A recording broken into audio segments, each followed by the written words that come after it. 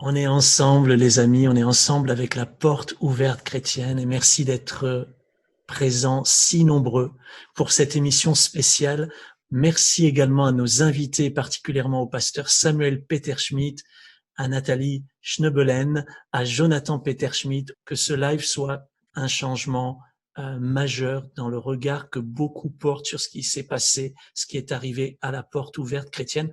C'est parti. Bienvenue Jonathan, bienvenue Nathalie. Très heureux de vous voir là. Bonjour. Merci.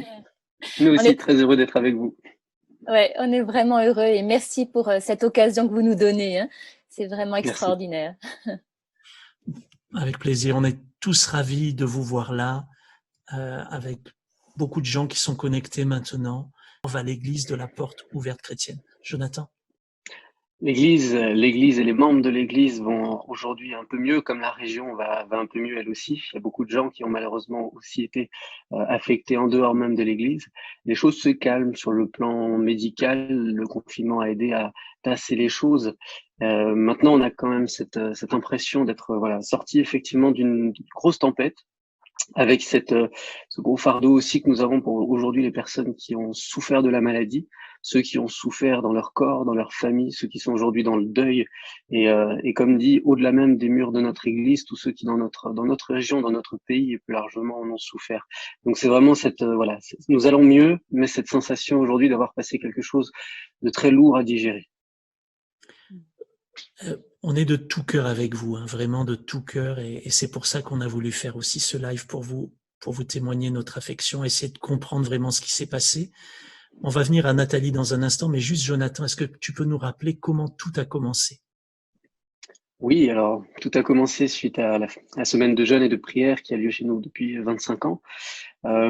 Tout a réellement commencé pour moi le jour où j'ai appris, c'était le 1er mars, qu'une membre de notre église avait été dépistée positive pour ce coronavirus, qui moi en tant que médecin à l'époque me paraissait encore très lointain du fait d'alertes complètement absentes à ce moment-là.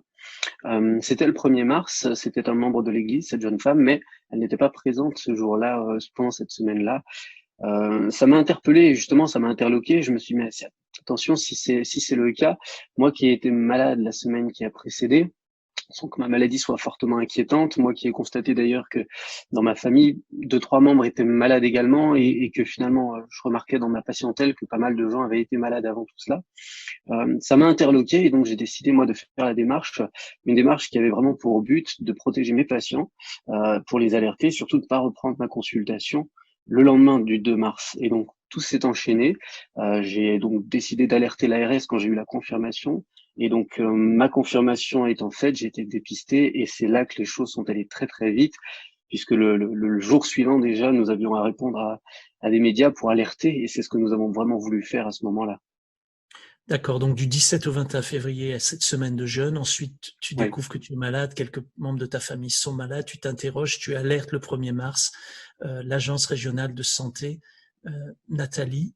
Donc dès qu'il y a eu ce signalement, en fait, déjà bonjour Nathalie. Hein, bonjour Eric, bonjour à tous. Voilà. Dès qu'il y a eu ce signalement, donc les médias sont arrivés très vite, c'est ça? Oui, alors Jonathan, lui, il était à l'hôpital, il était déjà interviewé par les médias. Il faut savoir que le 3 mars, c'était un mardi. Tous les mardis soirs, on a un culte. Nous, on avait déjà anticipé, même les arrêtés préfectoraux. On avait décidé de ne pas faire de culte sur place, mais de le diffuser sur Internet. Et à la sortie du culte, Thibaut Geyer, qui était le prédicateur de ce soir-là, à la sortie, il a été déjà interviewé par plusieurs journalistes. Donc déjà le mardi soir. Et moi, le mercredi matin, je me préparais avant d'aller travailler à l'église, et Johanna, donc la fille de Sam, qui m'appelle: Nat, attention, il est 7h du matin, il y a déjà des journalistes qui t'attendent là-bas à l'église.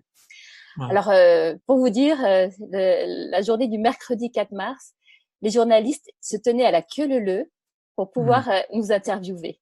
C'était une journée non-stop. Ouais, puis ça a plus arrêté. Il y a eu un déferlement de médiatique qui vous est tombé dessus. Justement, Nathalie, on va regarder ça.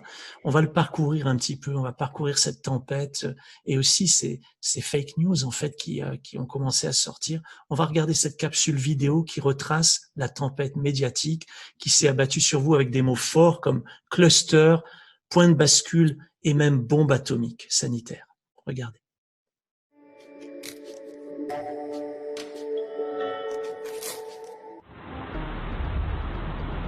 Tout commence le 17 février, dans ce quartier de Mulhouse. L'église évangélique La Porte Ouverte Chrétienne organise une semaine de jeûne et de prière en cette période de carême. L'amour de Dieu remplit tout l'univers. On peut se lever ensemble. C'est l'une des méga-churches françaises, une appellation américaine pour décrire ces paroisses qui recensent plus de 1000 fidèles. Les participants viennent de toutes les régions françaises, de Belgique, d'Allemagne et même de Guyane. Pendant 5 jours, du lundi au vendredi, dans une ambiance festive, ils vont assister à de multiples messes, des ateliers et des rencontres.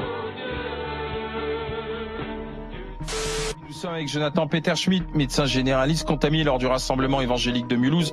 Bonjour Monsieur Peter Schmidt. Bonjour. C'est vous qui baladez le coronavirus avec vos fidèles alors partout en France, Monsieur Peter Schmidt?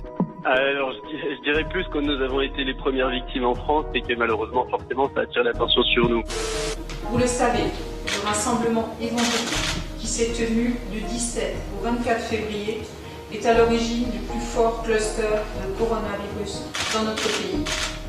Cette affaire jette une lumière crue sur la communauté porte ouverte chrétienne, construite sur le modèle des méga-churches pentecôtistes, avec à sa tête Samuel Peter Schmidt. On y impose les mains, on s'embrasse, on se prend dans les bras, on pleure, raconte un élu invité à une célébration. Attendez, pourquoi vous dites ça? Vous dites, ça serait sur un autre site, on n'en parlerait pas autant. Vous estimez que vous êtes un peu stigmatisé, montré du doigt là, Monsieur Peter Schmidt? Ils n'auraient pas dit que c'est Neymar qui leur a amené le coronavirus. Hein. J'allais dire pas du tout. Pour ma part, je dis qu'on l'aurait traité différemment, tout simplement parce qu'on aurait dit tiens, c'est lors des rencontres de foot et peut-être qu'on aurait dit que c'est le foot qui serait vecteur. L'épidémie est partie d'un rassemblement évangéliste avec effectivement un non-respect des mesures barrières. En résumé, tout ce qu'il ne faut pas faire, c'est-à-dire être en promiscuité et tout ça pendant une semaine. Donc on fait le prix fort de cette légèreté. Et donc maintenant, nous sommes confrontés à cette épidémie galopante, mais nous y faisons face. Ça fait plusieurs fois que vous nous parlez de cette réunion de 1500 personnes en oubliant de nous dire de quoi il s'agit. Il s'agissait d'une réunion religieuse qui a permis cette contamination. Si ça avait été des musulmans, on en aurait entendu parler pendant des jours. La majorité des personnes étaient contaminées. De la Corse à l'outre-mer, comment le rassemblement évangélique de Mulhouse a diffusé le coronavirus dans toute la France. Le directeur général de l'ARS Grand Est, Christophe Lannelongue, a accepté de son côté de revenir sur l'origine de l'épidémie à Mulhouse pour la cellule investigation de Radio France. C'est une espèce de bombe atomique qui nous est tombée dessus fin février et qu'on n'a pas vue, dit-il. Pendant ce temps, le virus circule sur le territoire, transporté par les fidèles qui sont rentrés chez eux. Mulhouse est donc devenu l'épicentre de la propagation du coronavirus en France. Point de départ, un rassemblement évangélique organisé le mois dernier. La secte guérisseuse, porte ouverte chrétienne, rendrait-elle ses adeptes malades ? En grande majorité, les adeptes ont des maladies plus ou moins transmissibles et espèrent trouver la guérison dans cette église où on ne compte plus les miracles. Le point de bascule, ça a été le rassemblement évangélique de Mulhouse. Pour la première fois depuis le début de l'épidémie de Covid-19, le ministre des Solidarités et de la Santé, Olivier Véran, a reconnu, dimanche 29 mars, le rôle clé joué par cette semaine de prière organisée du 17 au 22 février. C'est vraiment à partir de Mulhouse que s'est diffusée l'épidémie sur le territoire national, explique monsieur Véran dans le journal du dimanche. On aurait dû, par exemple, interdire cette réunion des évangélistes à Mulhouse qui a provoqué le désastre sanitaire que vous savez.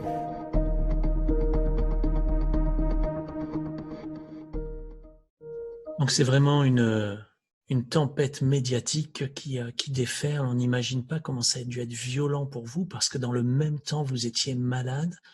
Vous avez Jonathan, vous aviez, je crois, 18 malades dans votre famille.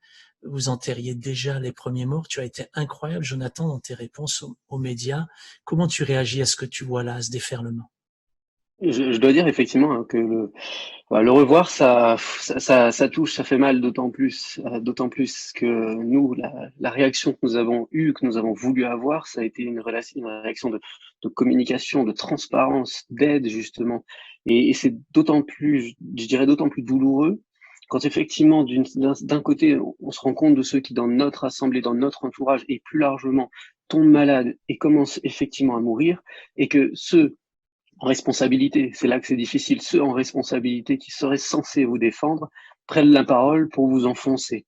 Et je pense qu'effectivement, ce qu'on vient de voir, c'est tout à fait ça, c'est que des personnes censées nous défendre nous ont complètement attaqués.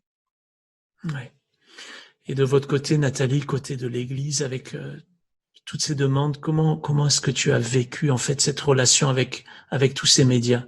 Ils venaient juste poser des questions ou ils venaient pour trouver des infos? Parce que c'est quand même très agressif ce qu'on a vu. Ouais. Les tout premiers jours, c'était vraiment à titre informatif. Hein. Ils étaient là pour découvrir comment on tombait malade du coronavirus et ils se posaient plein de questions sur les symptômes, par exemple.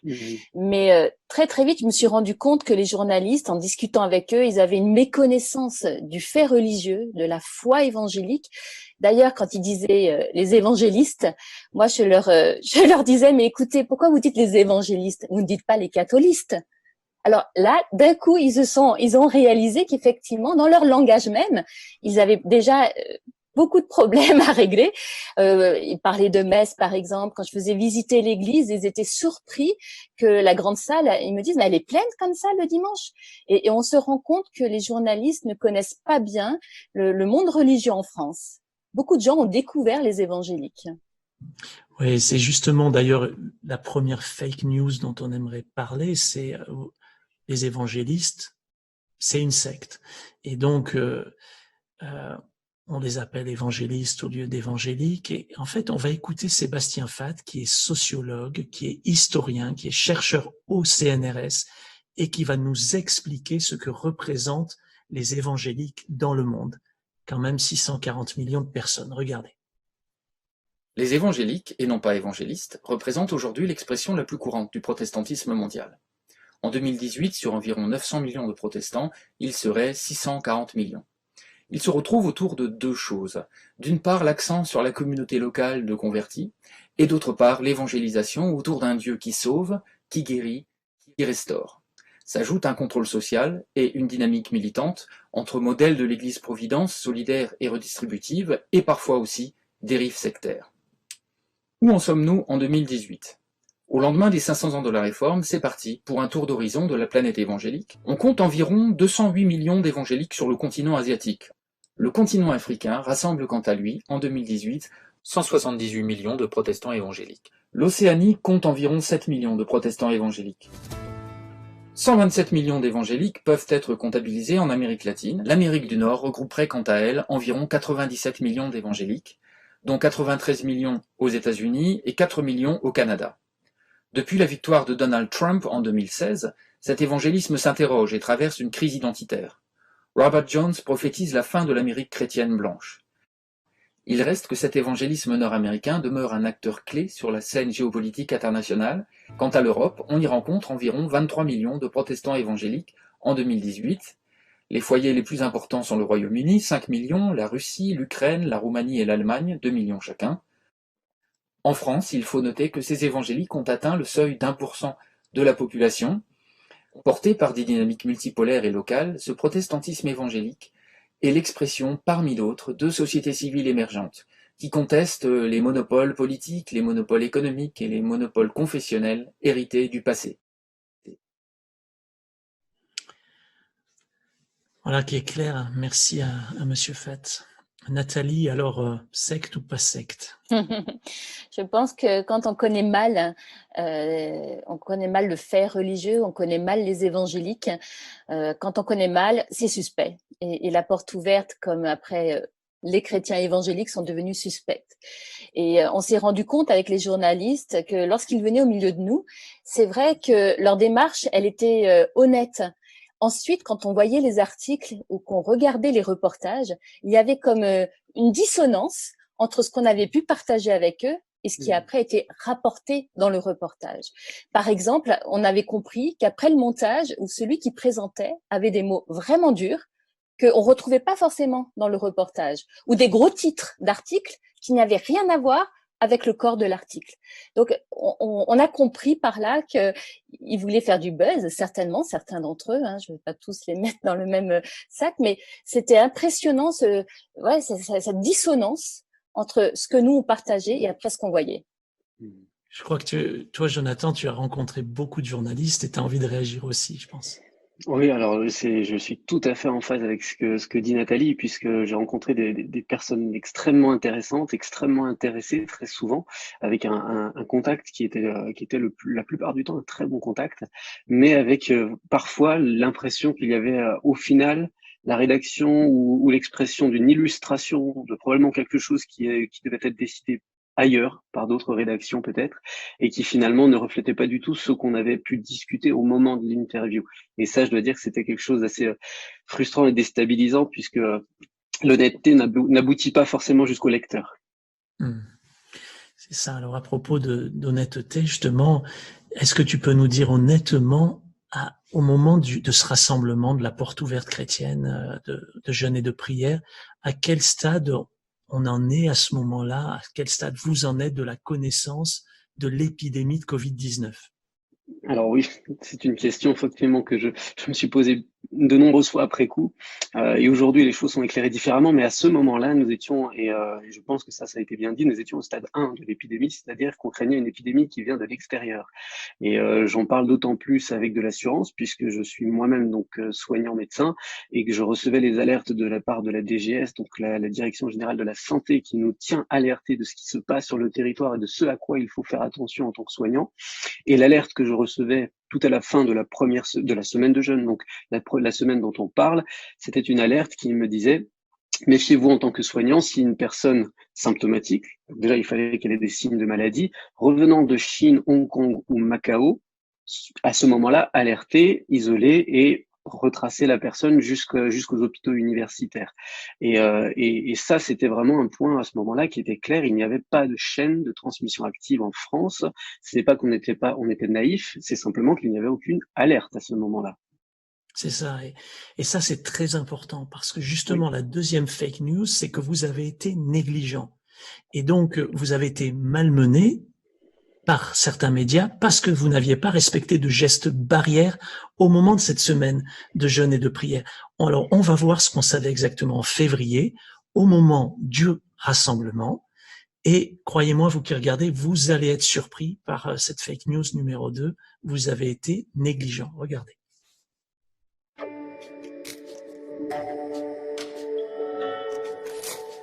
À ce moment-là, la presse ne parle que d'une chose. L'artiste russe Piotr Pavlensky et Alexandra de Taddeo, sa compagne. L'affaire Griveaux et ses conséquences politiques. Le coronavirus est loin de tous les esprits.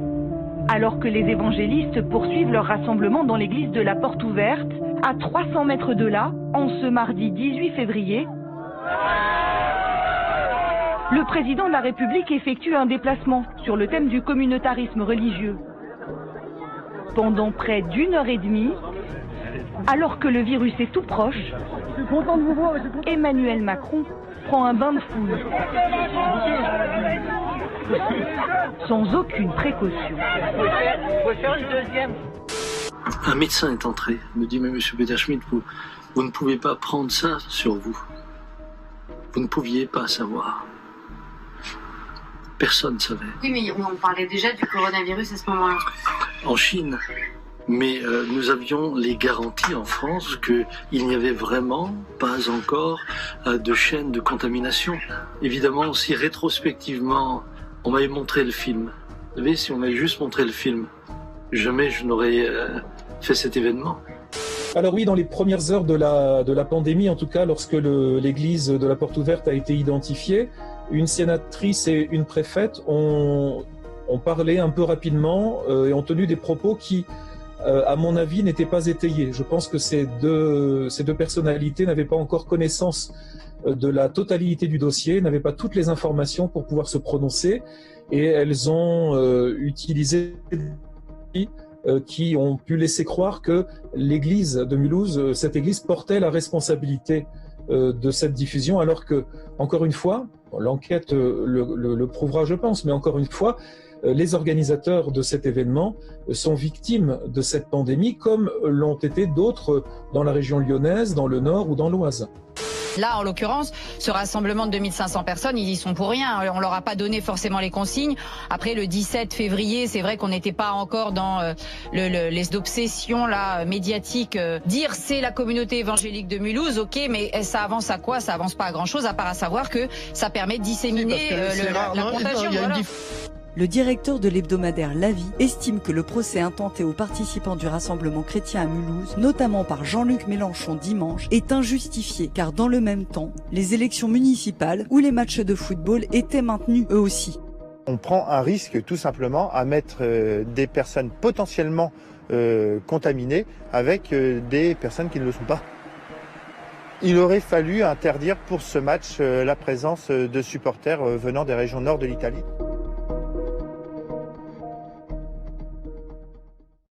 C'est extrêmement éloquent.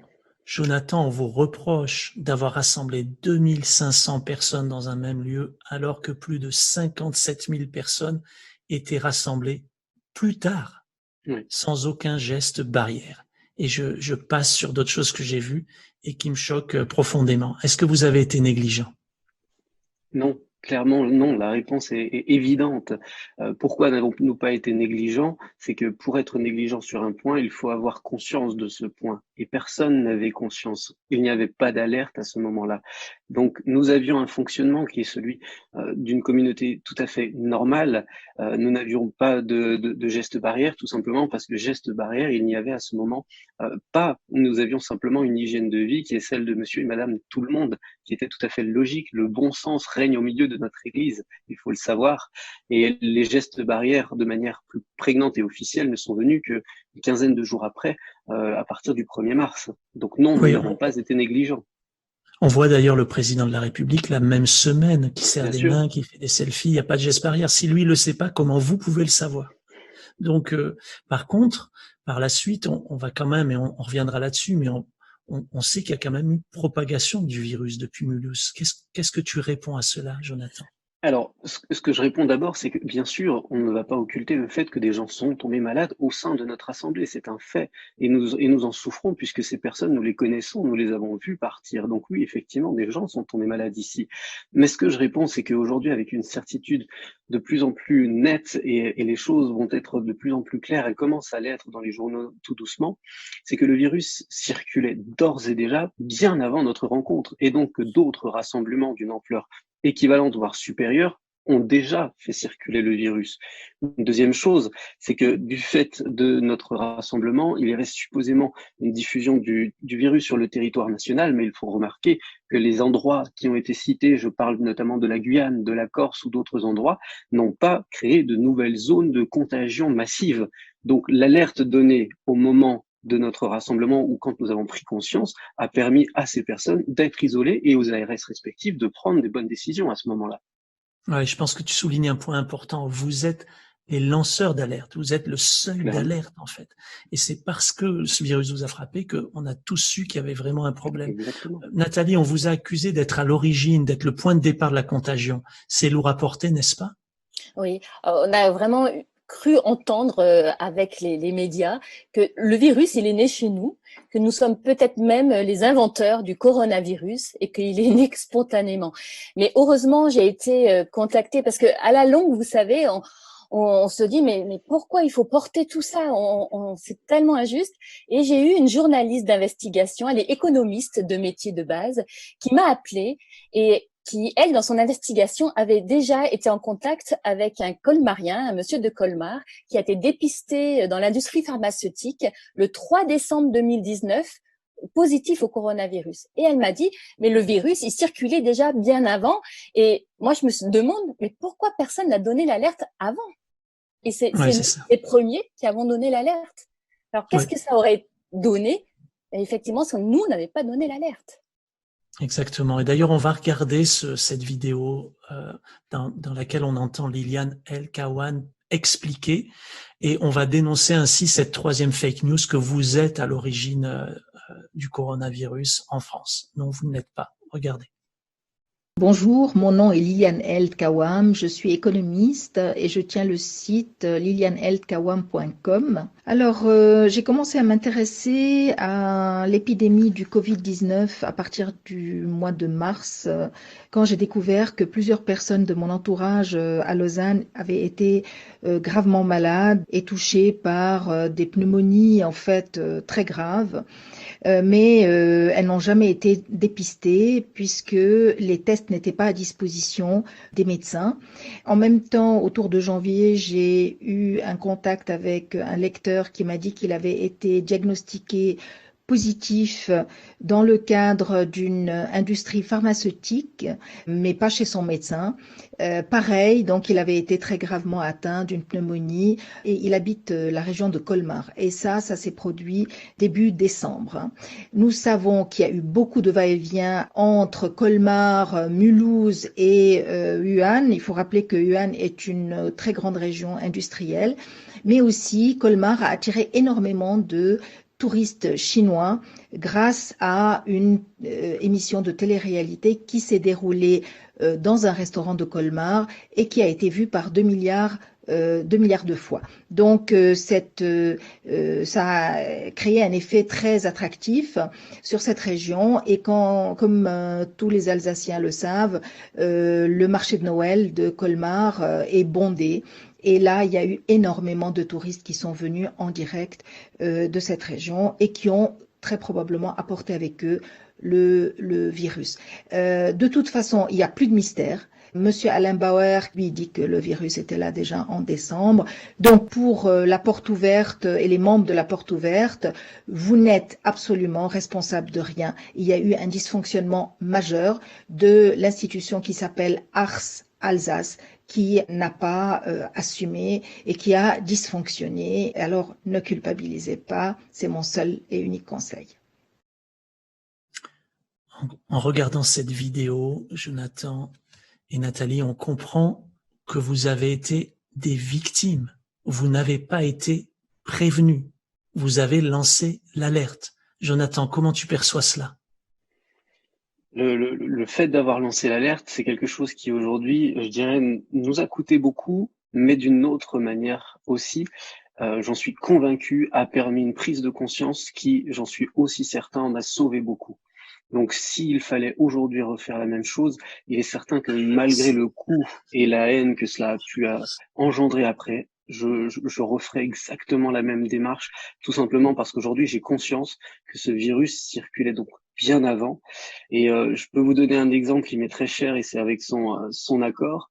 C'est que j'ai un patient qui est passé par l'hôpital de Mulhouse pour être opéré du cœur tout début du mois de janvier, qui a été très malade une petite semaine après être rentré chez lui, avec vraiment une maladie qu'il a accrochée pendant quelques semaines. Il a été mieux après. Et j'ai eu aujourd'hui, ce matin, le 7 mai, la confirmation qu'au niveau de sa sérologie, il est positif pour le coronavirus. Et ce patient en question, c'est mon grand-père. Ma grand-mère également a été touchée. Et donc, tous deux étaient déjà malades bien avant la réunion. Donc aujourd'hui, moi, je suis juste certain d'une chose, c'est que si nous n'avions pas parlé, le virus aurait continué lui aussi à faire son chemin. Ouais, et merci pour ce témoignage et on est content que tes grands-parents aillent bien maintenant. Moi aussi. En fait, Nathalie, tout est fake, quoi. Vous êtes une secte, vous êtes négligent, vous êtes à l'origine, mais à force de le répéter, ça crée un climat haineux à l'égard de la porte, à l'égard des chrétiens de la porte ouverte chrétienne qui ont été stigmatisés. Comment vous avez ressenti cela? C'est vraiment extrêmement dur parce qu'on a, vous savez, on a une chaîne de prière qui prie pour les gens 24 heures sur 24. On a le sentiment d'être toujours là pour prier pour nos autorités. On prie pour vraiment la ville de Mulhouse. On prie pour notre quartier. Et ce qui en ressort de là, Jonathan l'a très bien exprimé, c'est vraiment un déchaînement après de haine. On ne peut pas dire autrement. Et je sais que nos amis chrétiens, ils en ont vraiment beaucoup souffert dans leur propre famille. Ça commence par là, auprès de leur voisinage. J'ai un ami on lui a dit, mais on va brûler votre maison. Ça va être aussi sur leur lieu de travail. Lorsque un de nos amis a repris le travail sur le tableau blanc, c'était déjà une insulte avant même qu'ils reprennent. Donc non, c'était terrible. Il y a même une photo qui est sortie, ils osent encore se rassembler, et j'aimerais qu'on regarde cette vidéo qui nous parle de cette fake news numéro 4, vous ne suivez pas les consignes.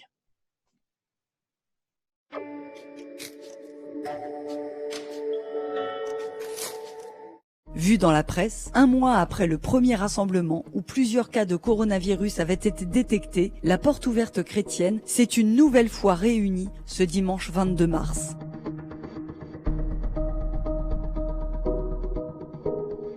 L'accusation fait écho et résonne sur tout le territoire. Le docteur ne tarde pas à recevoir de nombreux messages de haine.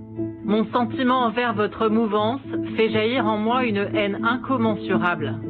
Sache que tu as tué mon père et brisé ma famille, alors qu'ils n'ont jamais mis les pieds dans cette foutue secte. Aucun médecin au monde n'aurait pris de tels risques. Tu es le meurtrier numéro 1. Oui, sur les réseaux sociaux, les propos ont été très durs. Nous, aujourd'hui, avec le service juridique du CNEF, nous analysons les différentes remontées qui sont arrivées du terrain, puisque nous avons 70 délégués départementaux en France, plus de nombreux pasteurs, puisque le CNEF regroupe plus de 1500 lieux de culte. Et aujourd'hui, nous avons un faisceau d'informations et de témoignages qui remontent au CNEF, et surtout sur les réseaux sociaux, qui nous témoignent de propos qui sont qualifiables de calomniateurs ou de diffamatoires, voire même d'incitation à la haine à l'encontre de la communauté évangélique au sens large. Nous avons une jeune femme qui a perdu son stage. On lui a dit, c'est toi qui nous as emmené cette cochonnerie. Il faut les descendre à la Kalachnikov, il faut brûler l'église, Enfin bref, c'était sans vous parler des injures. C'est sans rancune et sans amertume que je dis, mais je pense encore une fois, il faut aujourd'hui arrêter de chercher des boucs émissaires.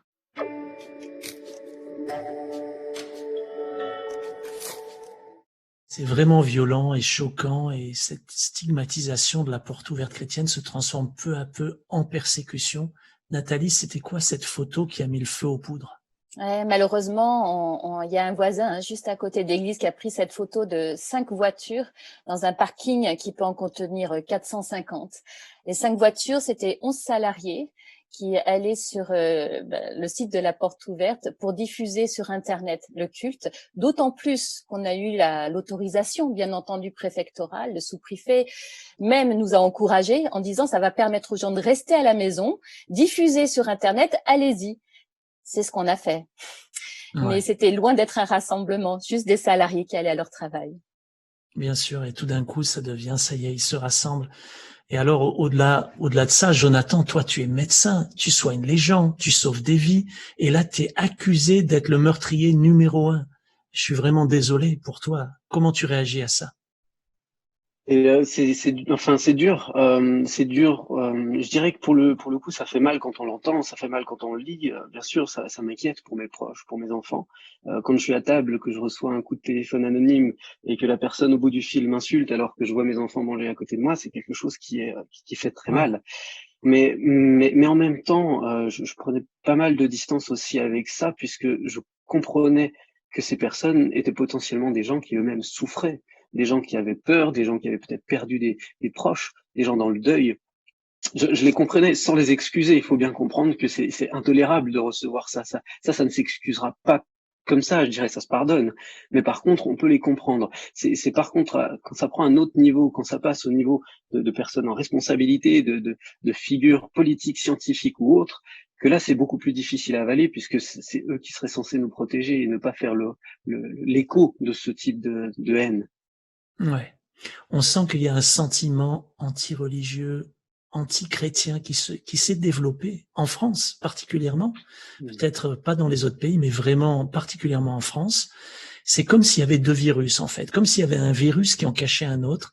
On va regarder ce prêtre abbé qui s'appelle Philippe de Metz, qui a tenu à témoigner au sujet de la persécution suite à un incident grave qui a eu lieu dans son église. Regardez.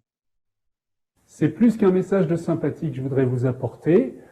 C'est plus qu'un message de solidarité, parce que ce que j'ai vécu dans mon église avec notre communauté de la paroisse Saint-André à Paris, quand les policiers ont forcé l'entrée pendant la célébration de la messe, et puis ce petit jeu d'intimidation, c'est vrai que ça nous met un peu en sympathie avec l'église porte ouverte, mais c'est plus que ça, c'est un message fraternel.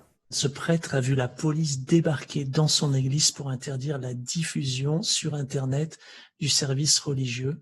Quelles sont vos réactions, Nathalie et Jonathan, à ce que dit ce prêtre? Ouais.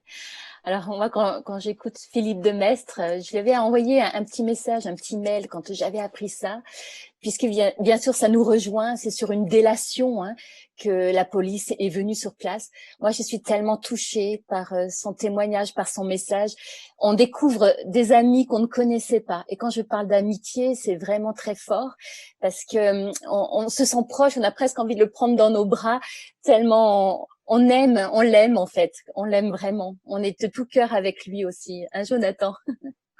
Ah ben, je suis vraiment, quand je revois cette vidéo, parce que je l'avais déjà vue, et chaque fois que je vois ce monsieur, que je ne connais donc pas personnellement, mais j'aurais envie d'aller manger chez lui, j'aurais envie de discuter, parce que effectivement on parle en frère, on parle de ce qui nous touche et de ce qui nous parle le plus, c'est notre foi, et c'est vraiment effectivement au-delà de la sympathie, c'est de la fraternité, et c'est quelque chose qui se découvre dans ces temps difficiles, mais qui est d'un rafraîchissement incroyable. On reviendra sur le témoignage des frères justement, et on sent ce prêtre sent ce sentiment anti-religieux se développer, et ça a donné lieu même à une autre fake news. Alors oui, vous avez eu beaucoup de malades, oui, vous avez eu des morts dans l'église, et on est très triste, et dont certains, enfin tous ces gens, 31 je crois, 31 décès dans votre église, et ça nous touche, mais ça fait se répandre cette fake news que c'est la PO, la porte ouverte, qui a répandu la mort. Regardez cette vidéo et on revient vers vous juste après.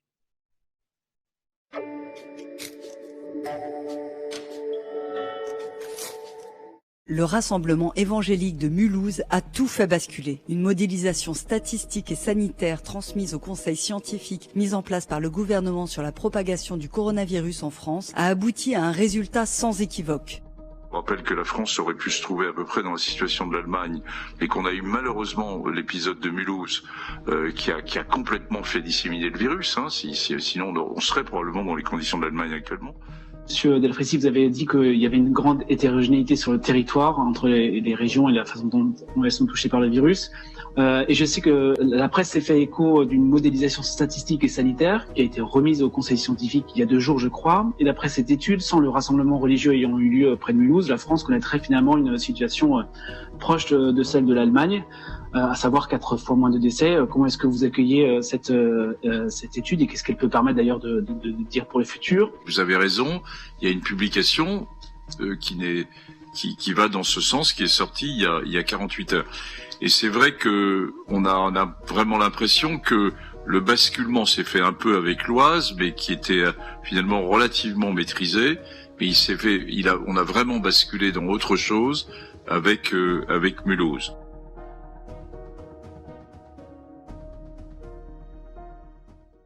Alors ça, c'est une modélisation statistique, soi-disant.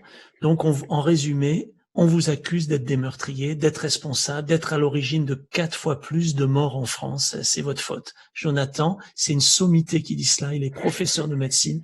Il est président du conseil scientifique Covid-19. Que penses-tu de ce qu'il a dit?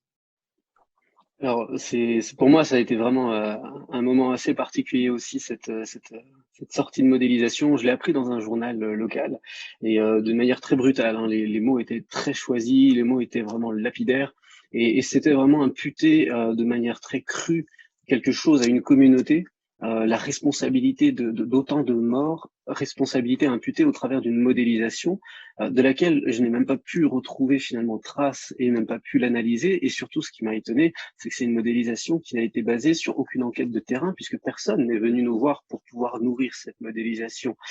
Et là où c'est encore particulièrement difficile, c'est que la première fois que je le vois, c'est dans un journal, mais la deuxième fois que je l'entends, c'est effectivement au Sénat, de la bouche du professeur, qui, pour le coup, est une sommité, effectivement, c'est quelqu'un d'extrêmement respectable, mais c'est justement parce que c'est quelqu'un de respectable et qui est une sommité en responsabilité que les mots qu'il va utiliser vont avoir un impact très violent sur nous qui sommes au bout de la chaîne.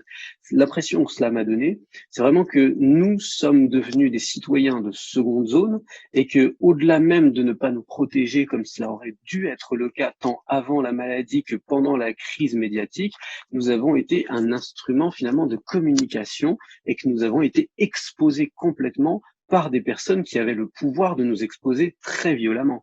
Et c'est pour ça que cette modélisation qui m'a ulcéré avec douceur, je dirais, elle m'a ulcéré au point finalement que j'ai pris ma plume et j'ai reposé les choses dans un manifeste qui se voulait simplement être un recentrage sur les vrais problèmes et sur les vrais scandales sanitaires que nous sommes en train de vivre. Alors justement, on en parlera dans un instant de ce manifeste, mais on a trouvé cet expert qui est analyste en données statistiques et qui nous explique pourquoi cette modélisation dont on vient d'entendre parler n'a aucun sens. Regardez. J'ai passé toute ma carrière professionnelle à analyser des données qualitatives, quantitatives. Donc, j'ai développé une expertise dans le domaine statistique et puis également dans le fait qu'il faille toujours contextualiser les informations que l'on produit auprès de ses clients. Ce type de modèle est en fait péremptoire dans la façon dont il a été exprimé, parce qu'il ne s'adosse pas à des enquêtes épidémiologiques auprès de patients infectés. Il manque à ce modèle une collecte d'informations et de données sur le terrain. Donc, pour conclure sur cet aspect de ce modèle, c'est une simplification, c'est une simulation d'une réalité qui n'est basée que sur des hypothèses. Il y a donc une dimension très spéculative dans l'information qui a été communiquée.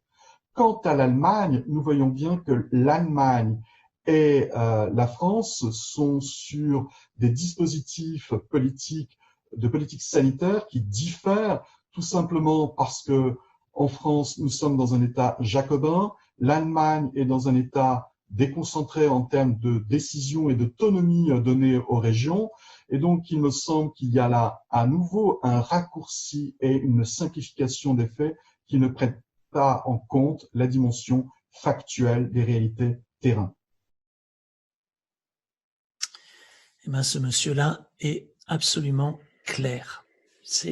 On va reparler dans un instant de la France et de l'Allemagne et de la différence, puisque vous êtes à la frontière. Mais juste avant, en fait, on se rend compte qu'il y a un engrenage qui s'est mis en place. Alors oui, hélas, c'est vrai, il y a beaucoup de morts en France. Mais est-ce que le problème, c'est la porte ouverte chrétienne, Jonathan? Je pense que le problème est devenu la porte ouverte chrétienne tout simplement parce qu'on a répété que la porte ouverte chrétienne était le problème.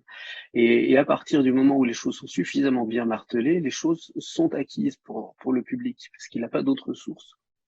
Mais le vrai problème, ce n'est pas la porte ouverte, parce que la différence de mortalité, c'est quelque chose qui se base aussi sur quelle est la capacité de prendre en charge les patients.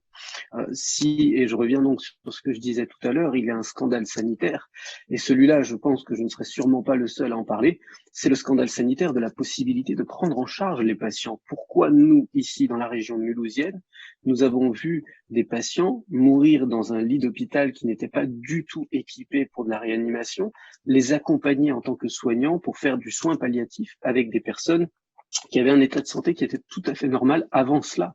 Pourquoi est-ce que les personnes âgées n'avaient plus accès, même pas aux soignants d'urgence, tout simplement parce que les services étaient saturés?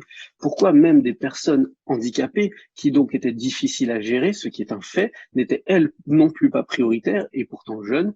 Celles-ci sont restées dans leur maison finalement ou dans les lieux de soins où ils étaient et ils sont décédés dans des endroits qui n'étaient simplement pas équipés. Nous avons nous-mêmes un de nos très chers amis, Gérard, il est décédé en s'éteignant tout doucement, mais tout simplement parce qu'il n'avait pas accès aux soins. Et la difficulté aujourd'hui, c'est sûrement pas aux médecins qu'il faut les reprocher. Au contraire, les médecins ont eu des choix extrêmement compliqués à faire. Mais le vrai problème, c'est pourquoi ont-ils eu à avoir ce choix? Nous avons été pris de défaut dans la chaîne d'alerte, il y a eu un réel problème dans la chaîne d'alerte sanitaire, et là c'est quelque chose qui est évident et qui le sera de plus en plus. Mais par contre, il y a un défaut encore plus criant dans la capacité du système français de soigner ses malades, et cela le pousse à devoir choisir ses malades. Justement, vous connaissez certainement ce média qui s'appelle Brut et qui fait ses vidéos et qui a comparé le système sanitaire entre l'Allemagne et la France. Alors regardons cette vidéo qui en dit long et on continue d'en parler.